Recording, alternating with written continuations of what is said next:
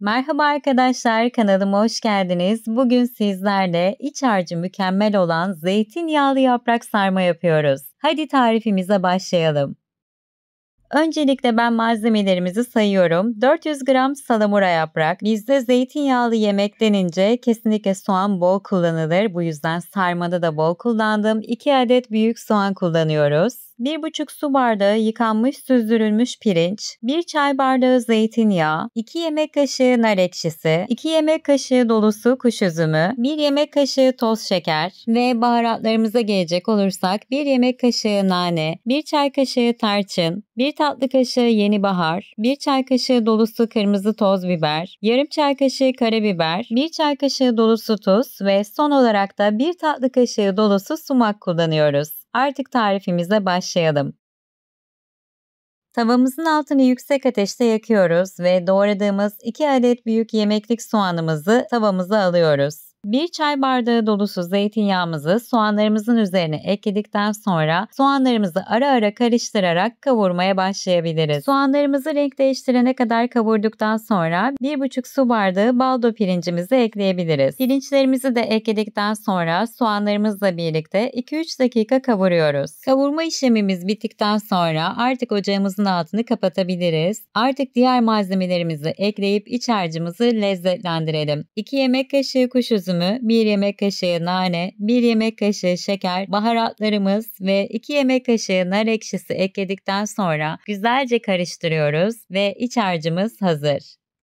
Ve artık yapraklarımızı sarmaya başlayabiliriz. Yapraklarımızın sapını kopardıktan sonra iç harcımızı yerleştiriyoruz. İç harcı miktarı tamamen burada isteğinize bağlıdır. Eğer ince yaprak sarması seviyorsanız az koymanız gerekiyor. Ben tabii ki ince yaprak sarması sevmiyorum. Çünkü iç harcından çok yaprağın tadını alıyorsunuz çok ince olduğunda. Bu yüzden biraz daha kalın olacak şekilde yapıyorum. Siz de damak tadınıza göre yapraklarınızı ince ya da kalın şekilde yapabilirsiniz. Yapraklarınızın iç harcını koyduktan sonra önce kenarlarını kapatıyoruz ve daha sonra sıkı sıkı olacak şekilde sarıyoruz. Eğer sıkı sıkı sararsanız açılma kesinlikle pişerken yapmayacaktır. Bu arada eğer ki salamura yaprak kullanıyorsanız haşlama yöntemini ya da ılık suda bekletme yöntemini kullanmanızı öneririm. Eğer ki salamura yaprak kullanıp haşlama yapmazsanız ya da ılık suda bekletmezseniz yapraklarınız çok tuzlu olur ve yapraklarınız sert olduğu için pişirirken de sararken de zorlanırsınız. Bu arada yaprak sarma işlemimiz bitmek üzere. Artık tavamıza yapraklarımızı yerleştirebiliriz.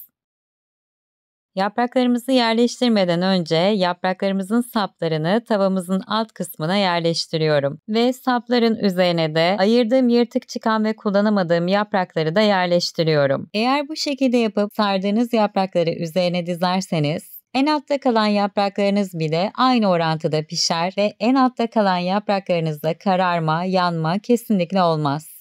Sardığım yaprakların tamamını dizdikten sonra üzerine limon dilimleri koyuyorum. Bu da ekstra bir ekşilik ve lezzet verecek. Artık sarmalarımızın son bir dokunuşu kaldı. Şimdi 1 çay bardağı dolusu zeytinyağı ekliyoruz. Biliyorsunuz ki zeytinyağlı yaprak sarma zeytinyağını çok sever. Eğer daha fazla sarma yaptıysanız zeytinyağı miktarını kesinlikle arttırmanızı öneririm. Ve 200 milimlik su bardağında 1 su bardağı su ekliyoruz. Eğer yapraklarınız salamuraysa ve tuzluysa tuzunu arındırmış olsanız bile tuzu kalmış olacaktır. Bu yüzden suyuna kesinlikle tuz eklemeyin. Ama eğer ki salamura yaprak kullanmadıysanız 1 çay kaşığı kadar suyun içine tuz ekleyip karıştırdıktan sonra suyu dökmenizi öneririm. Ve son olarak artan birkaç yaprağım daha kalmıştı. Şimdi üzerine bu yapraklarla kapatıyorum.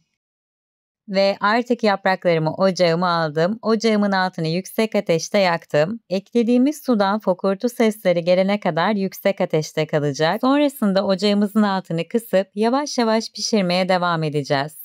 Ve yapraklarımı kontrol ediyorum. Artık çok güzel bir şekilde piştiler. Ben pişirirken üzerine bir tabak ya da bir ağırlık koymadım. Zaten yapraklarımı sıkı sardığım için açılma yapmayacağına emindim. Ancak yapraklarınızın açılma yapacağından şüphe ediyorsanız ya da içiniz bu şekilde daha rahat edecekse yapraklarınızın üzerine bir tabak yerleştirmenizi kesinlikle öneririm. Bu şekilde yapraklarınız dağılmayacaktır ya da açılma yapmayacaktır. İç harcından ve lezzetinden kesinlikle emin olduğum bu tarifi deneyecek olan herkese şimdiden afiyet olsun. Sonraki tariflerimden haberdar olmak için kanalıma abone olmayı ve tarifimi beğendiyseniz beğen butonuna tuşlamayı lütfen unutmayın. Sonraki tariflerde görüşmek üzere.